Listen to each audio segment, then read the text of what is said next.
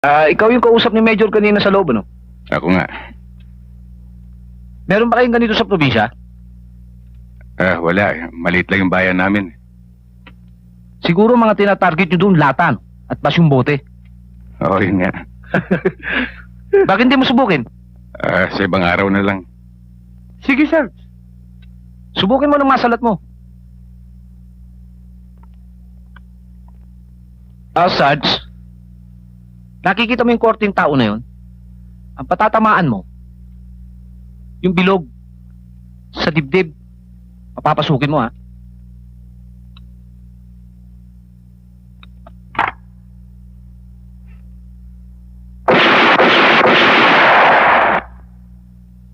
Sarento, mukha yata napabilis ang kalabit mo, ha? Baka ni sa papel, di tumama. Guerrero, ipakikita ko naman sa iyo ang aming laboratorio.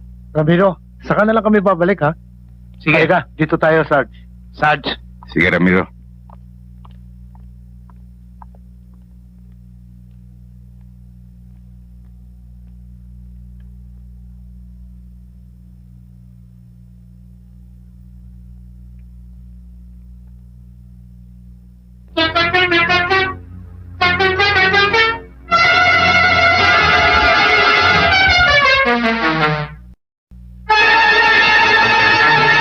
bakit Ramiro? Wala.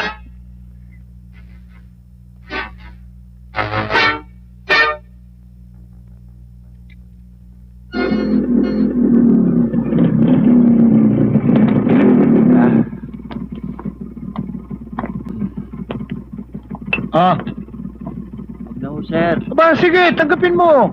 Ayos lang yun. Salamat, sir. Halika, Sarge. Hoy. Ang aga naman yata niyan. Parit muna tayo, Mario.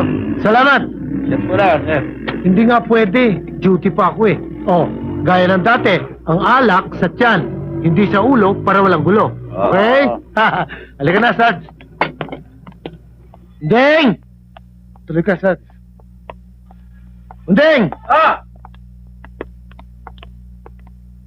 Si Sargento Guerrero. Hi, Sarge. Kamusta kayo? Dito muna siya titira sa atin. Kaya yung isang kwarto sa taas, linisin mo. Oo. Palitan mo ang kumot, punda ng unan. Tsaka yung laman ng cabinet, alisin mo na yung gamit mo nun. Basura na yun eh. Sibal.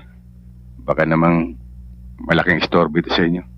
Ano ba istorbo ang sinasabi mo? Ay kung ako naman ang mapatpat sa Buena Vista, ay di ganito rin ang gagawin mo sa akin siguro. At saka natutuwa ako, Sarge, na dito ka nga makatira. Para naman ako'y merong makausap na matinu-tinong tao. Isa naman. Ano naman pinagsasabi mo? Biro lang. Ba? Matigas ah. Ubus na naman siguro kanilamig dyan. Oy! May dala ko Halika! para sa'yo. Ano na naman yan? May konting handaan sa bahay. Alam kong paborito mo ito, kaya dinalang kita. Ay, salamat. Tama-tama ang dating mo para sa hapunan. Kumusta yung pananakit ng dibdib mo? Paminsan-minsan sinusumpong. Hindi ko nalang pinapansin eh. O sige na, hindi na ako magtatagal, Mario. Ay, Ano pa ang sige. bisita? Salamat ulit, ha? Oh, yung hapunan natin, ayos na? Ayos na, kaya lang nabili kong karne medyo matigas eh. Kaya pinalalambot ko muna. O sige, ayusin ko muna yung kwarto sa taas. Sandali lang, Sarge. Sige. Sarge, may iwanan muna kita. Babalik ako sa opisina. Pero dadaanan kita mamayang gabi. Kasi may follow-up ang grupo. Eh gusto ko naman, makita mo ang buhay ng Pulis Maynila kung gabi. Okay?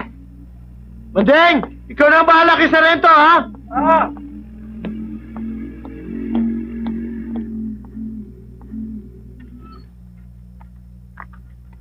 Nainip ka na ba, Sarge? Hindi naman. Nako, yan si Mario. Sa dami ng kaibigan, laging nasasabit. Maaga pa naman. Matagal ka na bang hindi napupunta rin sa Maynila? Matagal-tagal na naman din. Siguro mga... may ng 10 taon. 10 taon? Nako, bayaan mo.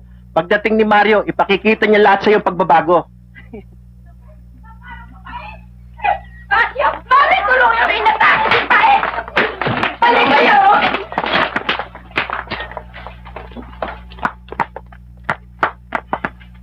Pae!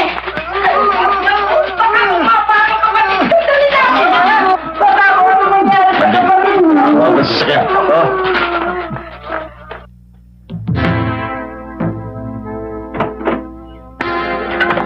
Dahan-dahan, ha? Oh, sa kabila ka sa baka, oh. Oh, para lang, oh. Tirahan lang, oh.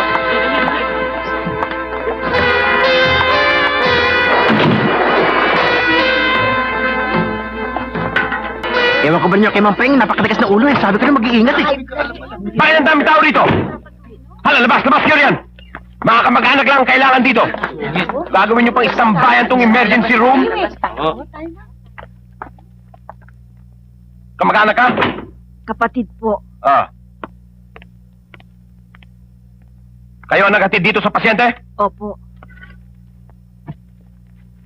Anong pangalan ng pasyente? Paing po. Rafael Iliana. Iliana. Rafael. Ilang taon na siya? Siguro huy, mga 60 na. Siguro? Edad lang hindi niyo matiyak? Eh kasi huy, matanda nga ako sa kanya eh. Yun nga, nakatatanda kayo. Dapat alam nyo. Saan kayo nakatira? 1840 po. 1840. J. Tuason, Sampaloc, Manila. Anong nararamdaman niya? Naninikip po ang dibdib. At namumutla. Eh, may alam ba kayo kung may history siya ng sakit sa puso? Hindi ko po alam. Pero, ang nalalaman ko po'y madalas siyang sumpungin. So hindi pa siya natitingnan ng ibang doktor? Hindi pa po. Dr. 190/110 home BP. Kailangan ma-confine natin siya para maobserbahan. Kailangan mag-deposito kayo. Magkano pong deposito? 1,500. 1,500. Eh, wala po akong dalang pera dahil biglaan. Ay nako, gawan nyo ng paraan dahil hindi kami pwedeng tumanggap ng pasyente at bigyan ng kwarto na walang deposito. Sandali lang po tatanungin ko yung aking mga kasamahan. Mabuti pa. Sandali.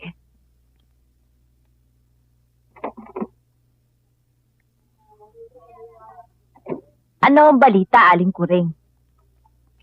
Eh, hinihingan ako ng depositong 1,500. Ha? Ang laki naman! Ngayon hinihingi eh. Mare, may dala ka ba dyan? Wala ho eh. Ikaw, Mare. Wala din eh. Aling Kuring, meron ho ako dito mga 4 na rano. Naku, wag na ho, nakakaya na ho sa inyo. Taga pinahon nyo, Aling Kuring, at ang masikaso kagad sa Mampaeng.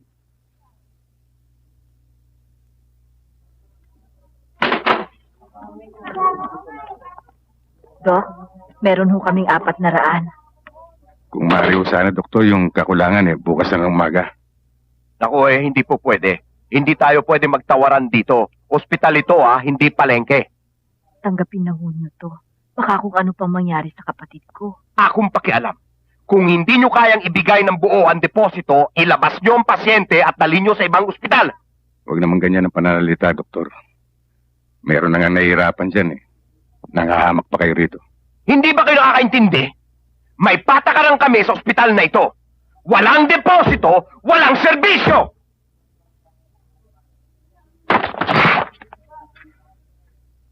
Ilang deposito ang gusto mo? Alam mo ba ang ginawa mo, Sargento? Bukod sa nilapastangan mo si Dr. Cruz, natakot ang mga tao, pati mga empleyado sa ospital nagpanik. Anong sasabihin ng publiko sa pulis?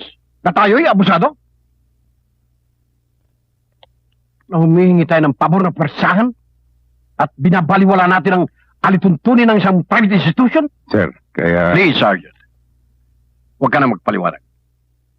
Hayaan natin yan. Gusto lang kitang palalahanan na ibang probinsya at ibang Manila. Kaya, kailangan, iba rin ang ating maging kilos. Mabuti na lahat, hindi nagdemanda si Dr. Quirós. Dahil hindi biro yung kasong yan. Come in.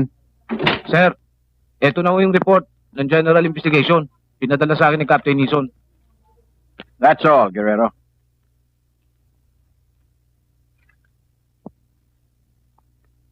Sarge. Sarge,